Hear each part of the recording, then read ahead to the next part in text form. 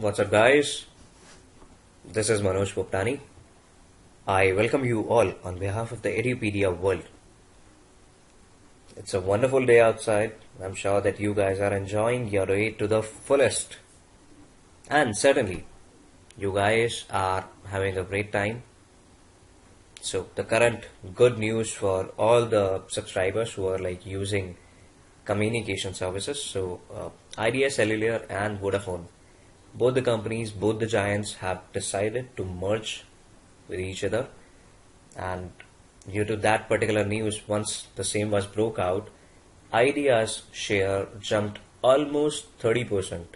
So it was like market price of Idea's share was actually walking around 60 to 70 rupees, and once this news broke out, it straight away gone up till 110 rupees. So that's the good news for all the subscribers who are using the communication services from these two companies. Why? Because that is actually going to impact in a better way for as far as competition is concerned between the companies. So we just hope that this thing is going to impact the network connectivity in a better way for the good of all the people around. So are you like guys revising your topics time and again? If not, then make it a habit to do that. So now I won't ask you, I will actually like tell you, please go and revise the topics time and again, because that is going to ensure that you succeed in your CA final examination. So perfect, guys, with that kind of hope and belief in you, this is this presentation in which I'll be discussing with you the last model of dividend decisions. So the policy with which it can be made. So we have completed almost all the models, all the theorems, all the kind of theories which are being concerned with dividend policies and dividend decision. Only one was left, and that was Modigliani-Miller hypothesis. So we'll be covering that aspect in this particular presentation. It's the 6th video presentation. If in case you have missed out in watching any of them, just go back to the playlist and read them up and understand it in the best kind of possible manner. So perfect, guys, let's head start. Fasten up your seatbelts. We are about to take off.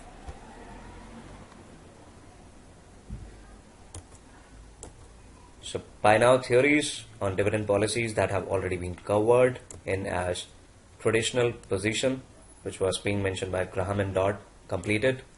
Voltaire approach, done. Gordon growth model, completed. Modigliani-Miller hypothesis will be covered in this particular presentation. Lintner's model has already been done. Radical approach has already been done. And finally, dividend discount model. Perfect, guys, you have completed all of them. So only Modigliani-Miller hypothesis is pending. So we'll be covering the same in this particular presentation. So are you guys ready? Perfect. Superb. So Modigliani and Miller approach. So guys, before telling you about Modigliani and Miller approach, have you heard about this story which is about two friends who were like exactly opposite to the world, the kind of things which world expected out of them to do? They used to do exactly opposite to that. And they were of the belief, okay, they're right and the world is absolutely wrong. You must have heard about these stories like time and again in your lives. So similar is the kind of story with these two individuals as well, Modigliani and Miller. So the entire world used to be in favor of paying dividends, and they believe that the dividend payment is basically going to promote the valuation of a share. Each and every aspect, whether it's Voltaire approach, Gordon growth model, dividend discount model, all these approaches and theories were in favor of payment of dividend as far as the valuation of a particular share is concerned.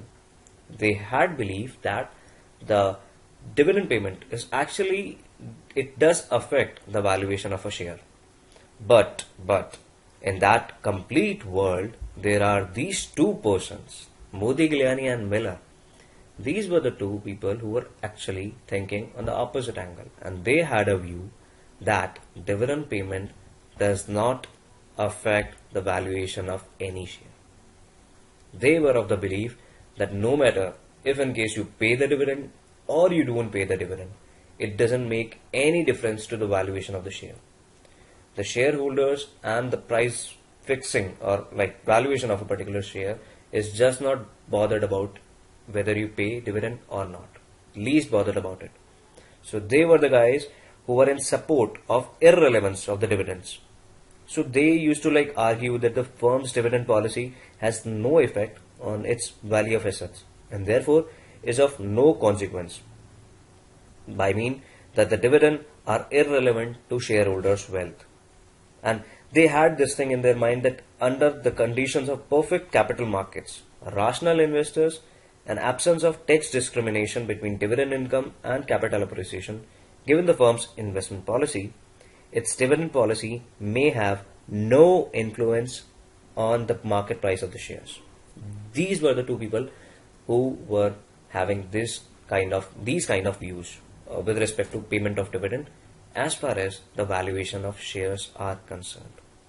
So, in a nutshell, I can simply say that these were the two people who had a belief that dividend payment is of no use as far as the valuation of shares are concerned. So guys, that's the brief kind of a thing which Modigliani Miller approach does says to you.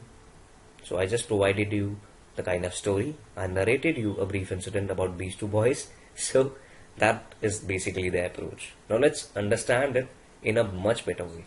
So Modigliani and Miller hypothesis is in support of irrelevance of dividends. Not in relevance but irrelevance of dividends. Argues that the firm's dividend policy has no effect on its value of assets and is therefore of no consequence. Dividends are irrelevant to shareholders' wealth. They were of the belief. Hypothesis is primarily based on arbitrage argument. So by this arbitrage process, I mean that the hypothesis basically discusses on how the value of a firm remains the same whether the firm pays dividend or not. So they were like having the simple kind of a belief that the value of a company basically depends on the earnings of the firm and is certainly unaffected by the pattern of its income distribution. Suppose there is a company which pays dividend, they have to don't you think so that they'll have to raise some of the amounts from external in order to finance its investment plans? Obviously it has to. If I'm running my company, I have two options. I can pay dividend or I can not pay dividend. I wish not to pay the dividend. If in case I agree to pay the dividend, definitely I'll go certainly out of my liquidity for some moment. And if in case I'll go out of my liquidity, then how can I finance my investment plans? Certainly I'll have to resort to some other external financing. Perfect. And if I go for external financing, I'll have to introduce or issue some other equity shares in the market. Obviously I'll have to. And if in case the same have been brought into the market, then in that case the EPS, the earning per share, will get reduced. Why? Because the number of outstanding shares will get greater now, will be more as far as what currently would have been. So if in case my EPS is going to get affected, so definitely my valuation of the share will be deeply impacted by the same. And if in case my valuation of the share goes down, then what kind of difference does it make whether I pay dividend or not? If in case I wouldn't have paid the dividend, at least my valuation of the share would have been higher. But if in case I pay dividend, so though I provide some kind of payment to my investors, my shareholders, but on the other hand, their valuation of the shares will get down. So both the things do get compensated with each other. Both the things do get offset with each other. So that is the belief of Modigliani and Miller, that even if you pay the dividend or if in case you chose not to pay, it doesn't impact the overall shareholders' wealth. In a way, you are just trying to provide money from one pocket to another pocket, thereby not reducing or enhancing the overall money in your in-hand terms. So that's what they believed. That was their argument with that case. It argues that the value of the firm remains the same whether the firm pays dividend or not. Modigliani and Miller are of the view that dividend is merely putting the some money in the pockets of the shareholder while taking it from the another pocket. And this is the illustration for that. If in case the company pays some dividend, and certainly in that case the retained earnings are reduced, and if in case the company has to resort for some of the external financing for financing its investment plans, it has to go out and ask persons to invest in the company. The company goes for external financing, and in that case the number of share will get increased and the terminal value of the share will get decreased. So both the things are going to offset or compensate it with each other. In one hand, you'll be providing dividends to your shareholder. On the other hand, you'll be providing some of the less amount of valuation of shares. They would have received like say 5 rupees, but now you'll be paying them 1 rupees as dividend and 4 rupees as the value of their share by putting it as the selling price. So what difference did it make? Nothing. You would have provided them directly 5 rupees, or you could have resorted in by paying 1 rupee as in hand and another 4 rupees as capital gain. So guys, that was your Modigliani and Miller approach. I hope you guys got the complete clarity, complete kind of stuff as to what was there in the minds of Modigliani and Miller while they illustrated this theory of theirs in the finance papers.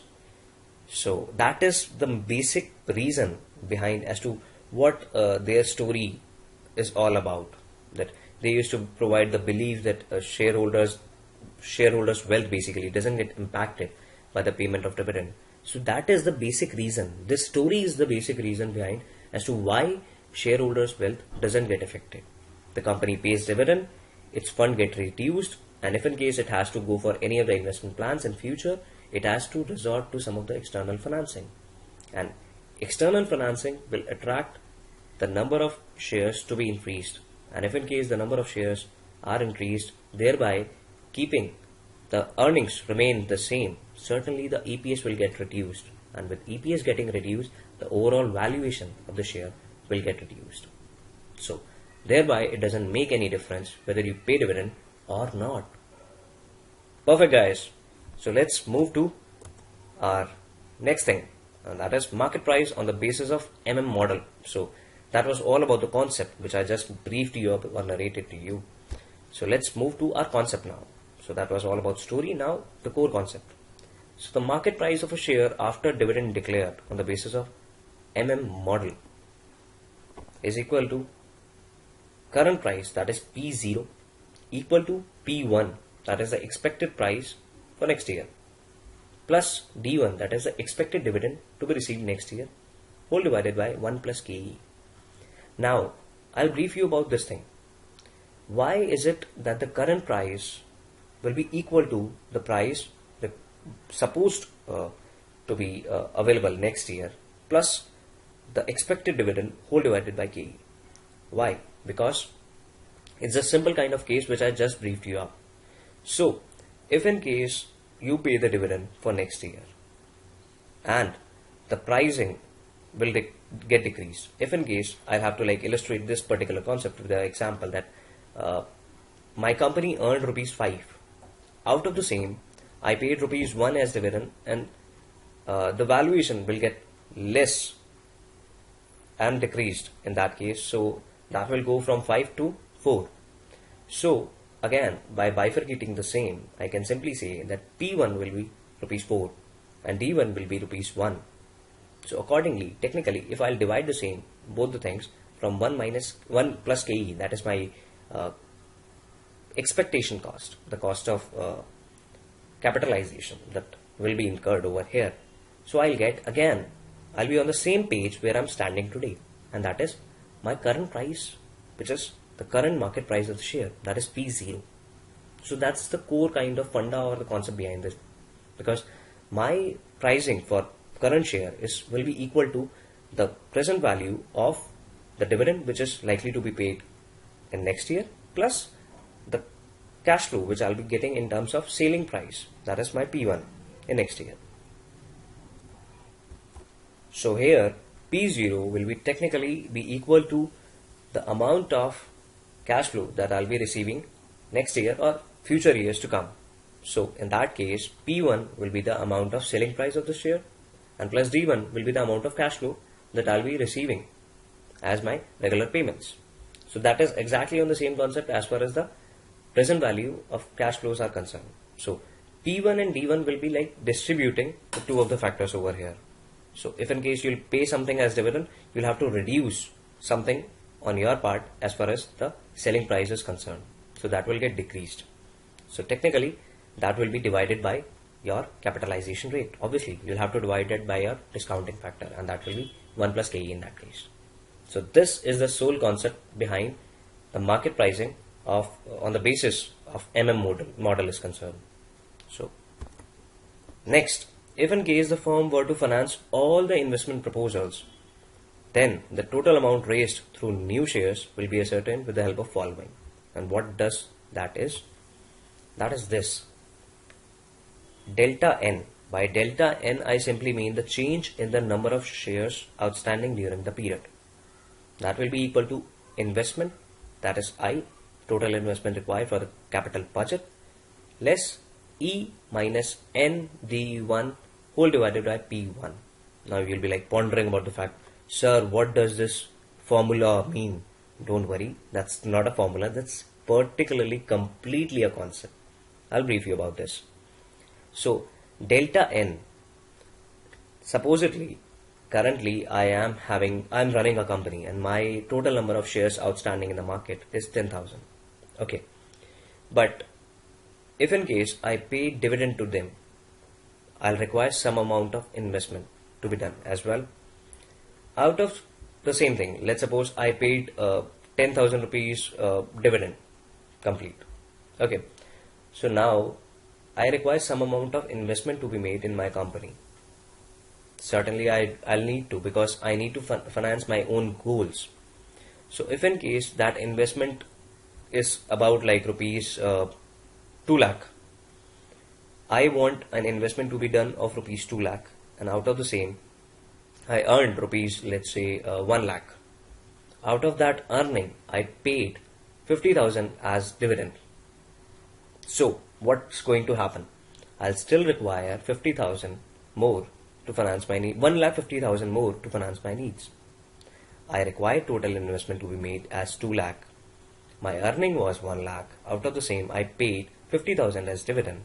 So in that case, I'll require now funds amounting to rupees 1.5 lakh in order to ensure that my requirement of 2 lakh investment is being made. Why? Because I'm still pending or remaining with 50,000 as my retained earnings. So 50,000 retained earnings plus new investment of 1.5 lakh equal to 2 lakh, my overall investment to be made. So that's going to be done in this case. So here, this will be the number of shares that will be new. That is a change in number of shares. I will be the investment which is basically going to be made for my capital budget. After the same, I'll divide E minus ND1 by N. I'll mean the number of shares outstanding. Obviously, I'll have to like multiply the number of shares outstanding with the dividend. So I'll get to know, okay, out of remaining 1 lakh as my earning, 50,000 are still pending, which will be considered as retained earnings. So 50,000 are retained earnings, 1.5 lakh as my required investment, whole divided by P1. So obviously, if I need 1.5 lakh from people, I need to provide them some certain kind of market price with which they'll be attracted in the form of some new shares. So that P1 will be my price on which I'll be getting 1.5 lakh. Supposedly that's rupees 100. So I can simply say in that case I'll get 1,500 shares from the market. So thereby I can get 1.5 lakh. So my existing shares were 10,000. 1,500 are again added to the same. So that 1,500 will be my delta N. That will be my change in the number of shares outstanding. So that is the concept behind getting the change in the number of shares. So that's not a formula, that's a concept, complete concept. and I'm sure that you guys are still scratching your head. So don't worry about it. I have some of the finest examples for you in order to make you understand this concept very clearly. We'll discuss about it once these assumptions are done. So guys, obviously each theory attracts some kind of assumptions. Obviously it has to be taken care of because it's a theory, and theories come with some kind of pros and cons in itself. So it need to be taken care of while going forward. And at most of the times, as far as the finance theories which were being made in extreme past areas and angles, so these assumptions in today's world are a bit unrealistic. I must say that they are unrealistic, but I can't do anything about it. That was the assumption being taken care of and taken by Modi, Giuliani and Miller. So that's available in your course content. So I need to brief you about the same as well. So the first assumption is existence of perfect capital market where all investors are rational. So that is one assumption which is absolutely correct, I guess. So nowadays it's almost perfect capital market is available. Companies are running like anything, and the competitive spirit is basically going to ensure that the capital markets available are perfectly competitive, and all the investors who are actually like providing their investment to the companies are indeed rational enough. So this is one assumption which is we can say that okay, it's good enough. Next one come in as that there is no tax differential between dividend income and capital gain. So that's absolutely not fair as far as today's market trends are concerned. So there is some certain kind of tax differential between dividend income and capital gain. But having said that, assumption for Modi, Giuliani and Miller was that there is no tax differential. So he took that. Next one comments, the transaction and the flotation cost do not exist. Again, it's an assumption which is practically just not possible. So transaction cost and flotation cost do exist, but it's an assumption. Risk of uncertainty does not exist. Again, it's a kind of unrealistic assumption, but we'll have to cope up by. The firm has a fixed investment policy. No investor can sway the market forces. By sway, I mean can affect the market forces, its demand and supply trends. But if in case you have people like, great people like Rakesh Jhunjhunwala, if you haven't heard about this name, so I must say that he is a man who is India's Warren Buffett. So if in case that person is not Rakesh Jhunjhunwala, then I can say that no investor can sway the market forces. But if he is available, he is a big man. He can take care of it very well. So again, it's an assumption by Modi, Giuliani and Miller that no investor can sway the market forces. Free and uniform access to relevant information on capital markets. Again, it's an assumption. The cost of equity is equal to the shareholders' expectations. So again, this is a certain set of assumption. So this is one of them. Securities are infinitely divisible. It's an assumption again. Organization has a fixed investment policy. So these were the assumptions of Modi, Giuliani and Miller approach. You'll have to abide by the same. If in case you are following Modi, Giuliani and Miller, because these were the assumptions which were being illustrated by Modi, Giuliani and Miller itself. So we'll have to abide by the same. Though most of them doesn't apply practically to today's competitive arena of stock markets, but these are covered in your course content. So I had to comply by the same and need to make you aware of it. So existence of perfect capital market, no tax differential between dividend income and capital gain, transaction and flotation cost do not exist, risk of uncertainty do not exist, the firm has a very good fixed investment policy, no investor can sway the market forces, free and uniform access to relevant information of capital market, the cost of equity is equal to shareholders' expectation, securities are infinitely divisible, and finally, the organization has a fixed investment policy. Perfect guys, that were the assumptions. With Modi, Giuliani and Miller, we'll have to cope up by the same, and with that we can move forward with our example. So here, all your doubts relating to the same will get cleared out, because this example is important enough to make you understand the concept completely. So PL Engineering Limited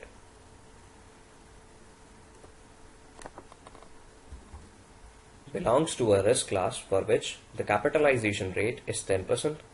The firm is contemplating the declaration of a dividend of rupees 5 per share at the end of the current year. It expects to have a net income of rupees 1 lakh and has a proposal of making new investment of rupees 2 lakh. Show how under hypothesis the payment of dividend does not affect the value of the firm.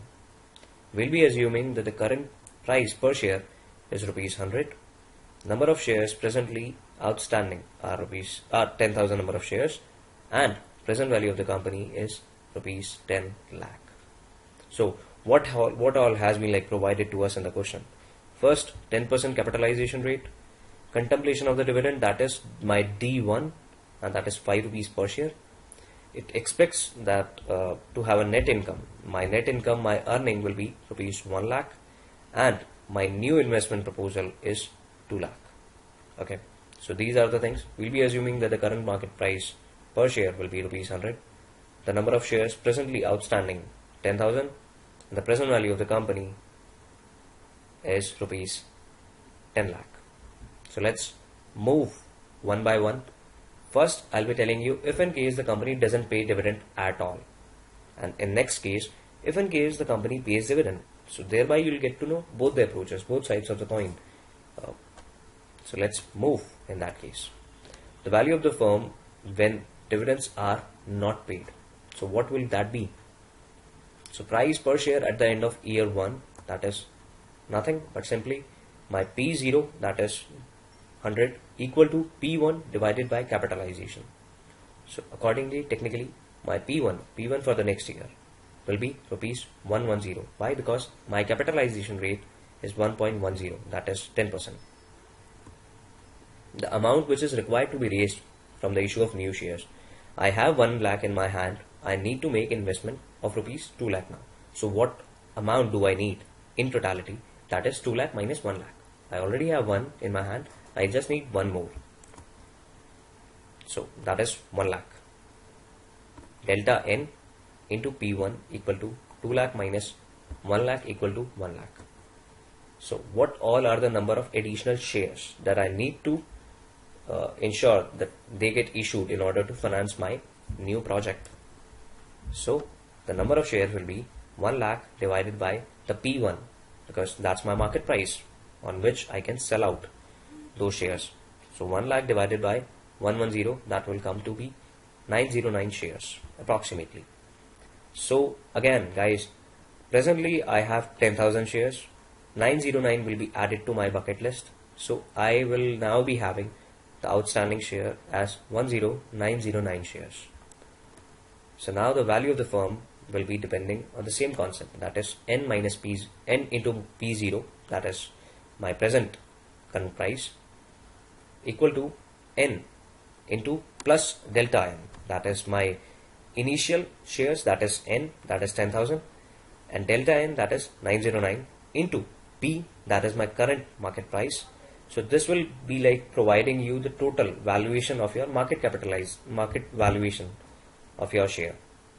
Out of the same, I'll be deducting my investment for which I need to incur the money, that is 2 lakh, and I'll be adding 1 lakh, that is my already earned income, to it, and whole divided by 1 plus KE, that is my capitalization rate.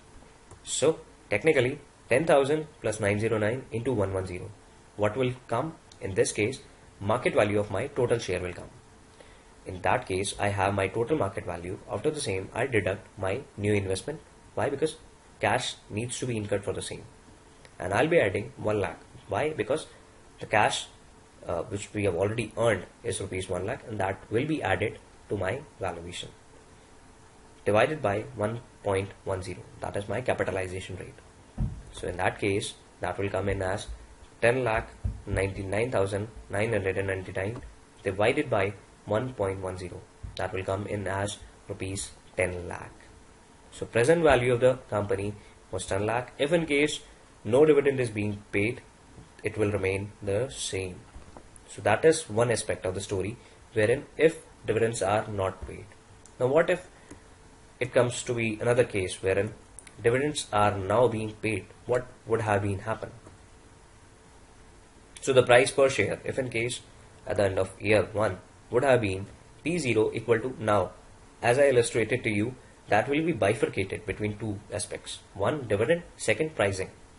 So dividend price and valuation of share again. So that will be bifurcated between the two. So dividend, as we just discussed about it, that is rupees 5, which has been like provided into the given question. So rupees 100 equal to rupees 5 plus P1, that is required to be found out, whole divided by 1 plus 0.10. So my P1 will come in as rupees 105. 5 rupees dividend and 5 rupees, 105 rupees my P1. Next, what amount is required to be raised from the issue of new shares? In my last previous part A example, my company has already in hand rupees 1 lakh. I need to finance total 2 lakh. So I required a fund of just 1 lakh out of the same. But in this case, 50,000 is being paid as dividend also. And I need to ensure that the same amount also gets come in to my business because I need to finance my investment plan. So now I won't be requiring just rupees 1 lakh, but 1.5 lakh. Why? Because out of 1.5 lakh, 50 has already been paid to my shareholders. So I need to ensure that. So in this case, again, applying the same kind of concept. So 2 lakh is the money which I require for my investment plan. Out of the same, I'll deduct 1 lakh rupees, that is my earned income, minus the dividend paid, that is 10,000 into 5. So I'll be requiring 1.5 lakh now, rather than requiring 1 lakh as was in my last example. Number of additional shares to be issued in this case will be 1.5 lakh divided by P1, that is 105. So that will come in as 1428 shares, and that will be the number of change in the shares that will be applicable over here. And in such a case, if I'll apply all these information, the valuation of the share will be, so N into P0, that is my current market price, will be equal to N plus delta N. By N I simply mean the number of outstanding shares plus the change in the number of outstanding shares, that will be the new shares, into P1, again the same thing, into the price which is expected to be received next year, like the current next year's price, market price. Out of the same, I'll deduct my net investment which is required to be made. I'll be adding to that the earnings which I've already made, whole divided by 1 plus KE. So that is my capitalization rate. That will come in as 10,000 my existing number of shares plus 1428 my new shares into 105, that is my P1. Out of the same, I'll deduct 2 lakh rupees, which is the investment required to be made, and I'll add 1 lakh rupees, which is my earned income, and I'll be dividing the same thing overall with 1.10, that is my capitalization. That will come in as 10,99,999 divided by 1.10. Again, it comes to be rupees 10 lakh. So hence proved, there will be no change if in case dividends are paid or if in case dividends are not paid at all. The pricing, the valuation of the firm will remain the same, that is rupees 10 lakh. So that's what this theory does tell you. So thus it can be seen that the value of the firm remains the same whether the dividends are paid or not. This example clearly demonstrates that the shareholders are indifferent between retention of profits and payment of dividend. So guys, that was all relating to the approach. Now let's move to another example in order to ensure that you guys get complete clarity with relation to the dividend policy segments. So I have just incorporated another example into it. So let's look into that. The following is the data regarding two companies X and Y belonging to the same equivalent risk class. So here's the following particulars. The number of ordinary shares for company X 90,000 and for company Y it's 1,50,000. Market price per share company X rupees 1.20 and company Y rupee 1. 6% debentures for company X rupee 60,000, and for company Y it's nil. Profits before interest rupees 18,000 for both the companies. So these are the particulars. All profits after debenture interest are distributed as dividends. So here's the key which is being provided over here. All the profits after debenture interest are distributed as dividends. We are required to explain how under Modigliani and Miller approach, an investor holding 10% of the shares in company X will be better off in switching his holding to company Y. So it's a very simple case and a very simple kind of example. This question was basically asked in one of the past examinations as well. So I just took it as an example. I'll be covering more of the questions which have been asked in CA final examination in my forthcoming presentation. And therein you'll get to know as to what kind of questions usually come into paper as far as the dividend policy or dividend decision chapter is concerned. So we are required to explain over here whether the person who is holding 10% of the shares, whether he should better off while switching from one company to another as far as his holding is concerned, whether he should switch or not. So we'll just need to demonstrate the same thing over here. So the number of ordinary shares being present 90,000 and 1,50,000, market price 1.20 and 1, 6% debentures 60,000 nil, and profit before interest 18,000. So in this case, for company X, we'll have to deduct 6% debenture, interest rate of 6% from 18,000. That is profit before interest. So that will come around 3,600. So we'll have to subtract it from 18,000. So that will come in as 14,400. But as far as the profits before interest for Y is concerned, that will remain the profit after interest as well, because there are no debentures over here. So after the two, we'll have to divide the profits after tax with the number of ordinary share.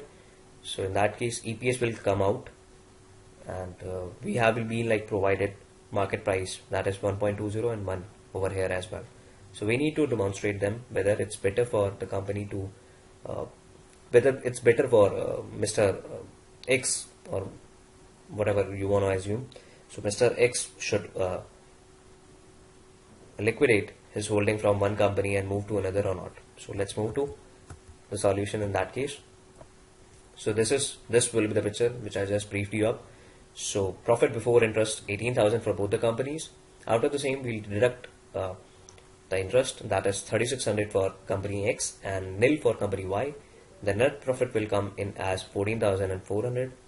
The company's Y net profit will be 18,000, and it has been told to us that all the profits after debenture before interest are distributed as dividends. So the total dividend paid will be equal to the number of amount for net profit. So 14,400 and 18,000. So we'll have to divide it with the number of ordinary shares. So dividend per share in that case will come in as 0.16 for company X and 0.12 for company Y. So the present income for the investor holding 10% in companies X is simply 10% of the shares, that is 9,000 into 0.16 dividend per share. So rupees 1,440 is being paid to Mr. X as dividend for holding 10% in company X. Now, if in case he will dispose of in the market, so then in that case, against those 9,000 shares, he will get rupees 1.2, which is the market price for company X. So he'll get rupees 10,800 if in case he disposes of his holding in company X. So now he is having rupees 10,800 in his hand. The same amount is being invested in company Y. Then the shares will be purchased at a rate of rupee 1 per share. So in that case, Mr. X will now be having the holding of 10,800 shares in company Y. So for against 10,800 shares, he will get a dividend of 0.12. That will be 1296. So whether he should go ahead? Absolutely not. Why? Because he is getting already 1440 rupees as dividend in company X, and in company Y he will be getting the dividend of rupees 1296. So it's always better to stick with the company if in case another company is not willing to pay you much. So hence he will not be able to better off in switching his holding to company Y. It's recommended for him to stick to his earlier company only. So guys, that was all relating to the approach, what kind of assumptions it make, what kind of principles it make, what kind of story is being revolved around the same. I've briefed you up about each and every aspect of this theory, this major model. So I'm just hoping that you guys got a complete clarity with the same. So if in case you need to have like any of the questions relating to any of the aspects which we did discuss in this presentation, do write to us while watching the video on YouTube. So that will make us understand the kind of responses and feedback you have, so that we can help us in a better way. So on this note, I'll be concluding my video with a dose of motivation, and that will be, I know where I'm going, and I know the truth, and I don't have to be what you want me to be. I am free to be what I want. Muhammad Ali was the person who mentioned this quote. Muhammad Ali, one of the most acclaimed boxer this world has ever witnessed. So he mentioned it up. He was a very tough guy, and he used to be very rough with his game as well. His major power as far as his fights are concerned was in his attack mode. He wasn't used to be the person who used to defend much. He was always remaining on the front side, used to attack more rather than defending side. So his quotes even tell you the kind of mentality, the kind of psychology with which he lived his life. So I know where I'm going, and I know the truth, and I don't have to be what you want me to be. I'm free to be what I want. So just feel that freeness in you. Don't allow anybody to make or take the decisions of your life the way you don't want to take them. So you'll have to ensure that the kind of actions, the kind of decisions, the kind of aspirations that you are watching for yourself, you need to take decisions for the same. And you need to be very bold and straightforward on that. Okay, yes, I'll be doing it, and I'll be doing it myself by my own way. And this world will watch one day. Believe me, guys. All those persons who were like determined enough to change this world now, and these were the persons who were like crazy enough to think about it. They are the ones who actually do it, who did it, who will do it, and they will be remembered forever. So Muhammad Ali was one of them. Perfect, guys. With that kind of confidence, I just hope that you guys will take your decisions in your life your own way, because if in case you take them by your own way, definitely you won't be having any kind of regrets in your life, because you must be sure and satisfied with the fact that you were the ones who took it. Perfect, guys. Period with that. Thank you on behalf of the ADpedia world. Keep interacting via questions, queries, and YouTube comment boxes. We love to hear from your responses. Stay connected. That will help us in understanding your needs way better. Love you guys. Take care. God bless you. See you in the next video. Bye.